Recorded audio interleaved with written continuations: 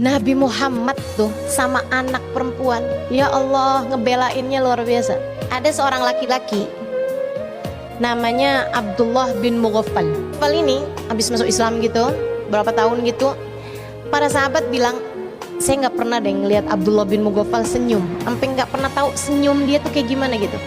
Sedih aja terus mukanya. Mukanya kelihatan selalu bersedih.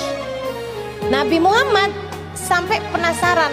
Satu hari Nabi Muhammad panggil dia, duduk di hadapan Nabi. Nabi nanya, ma ahzanaka ya ibnal Mughaffal, kenapa ya saya tiap lihat muka kamu tuh selalu sedih Ibnul Mughaffal? Boleh nggak kamu kasih tahu, wahai Abdullah bin Mughaffal, apa yang bikin kamu tuh selalu sedih?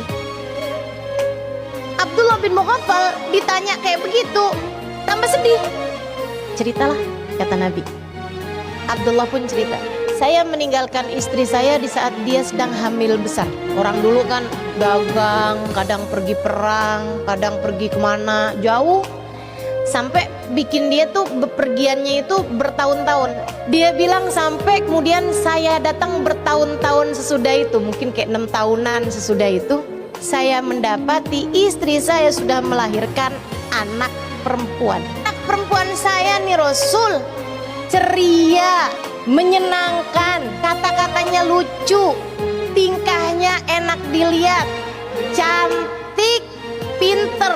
Cuman sayang, perempuan. Hati saya dalam dilema besar. Enggak sih sebenarnya, biarin aja dah. Sama cemen Ibn Mughaffal kagak berani. Dia tuh kan benerannya sebenarnya bukan cowok tuh. Dia nggak berani nguburin anak ceweknya. Dan keegoisan serta kekerasan hati saya membuat saya nggak bisa tahan terhadap hinaan dan cacian dari kaum saya. Hingga satu hari saya pun memutuskan, saya bilang sama istri saya, dandanin anak saya. Istri saya udah paham. Waktu saya bilang dandanin anak saya, dia bilang, istri saya udah bilang, jangan dong Abdullah, jangan dong.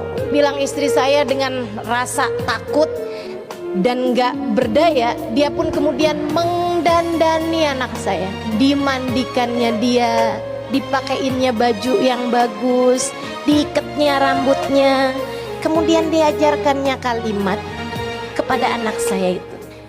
Saya pun bawa anak saya. Anak saya pertamanya nggak terlalu paham. Kemudian sampailah saya di sebuah bukit yang dimana orang-orang di kampung kami biasa menguburkan anak perempuannya hidup-hidup di situ. Dia bilang, saya pun mulai menggali. Waktu saya mulai menggali itu sempat ada beberapa tanah yang nyangkut di jenggot saya dan anak saya membersihkannya. Datang nurani di hati saya. Saya sempat pikir, jangan deh Ibn Mughaffal, jangan deh, kesian bener anak kamu. Tapi tiap kali perasaan itu datang, saya segera membunuhnya. Dengan saya terbayang cacian, makian, ledekan, hinaan dari orang di kampung saya. Dan saya rasanya tidak mampu menanggungnya. Saya pun tarik tangan anak perempuan saya. Dia mulai faham. Dan saat itu juga dia berteriak dengan kalimat yang diajarkan oleh ibunya.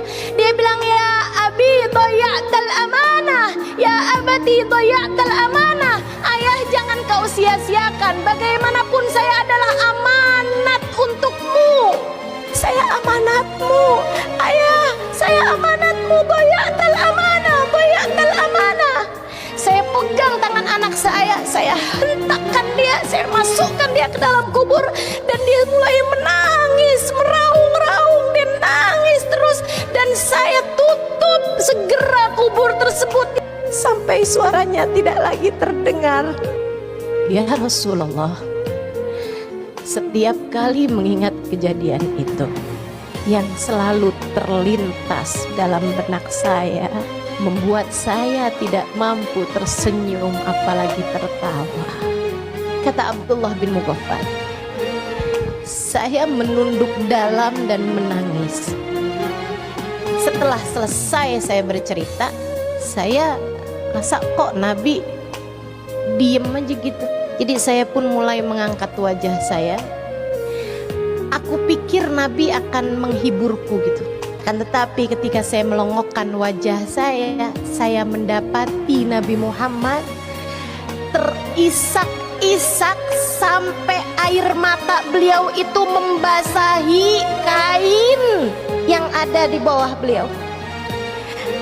Katanya Abdullah, saya saat itu dilanda perasaan bersalah yang semakin menggunung. Saya kemudian menatap wajah Nabi Muhammad yang sudah mulai diam. Kemudian Nabi Muhammad mengatakan, "Lau kuntu nabiyyan fi dzaka zaman la uqimul hadd 'alaika ya ibnal mughaffal." Andai masa itu saya sudah menjadi nabi, aku akan kuburkan kamu hidup-hidup wahai Ibnul Mughaffal, sebagaimana kamu telah menguburkan hidup-hidup anak perempuanmu.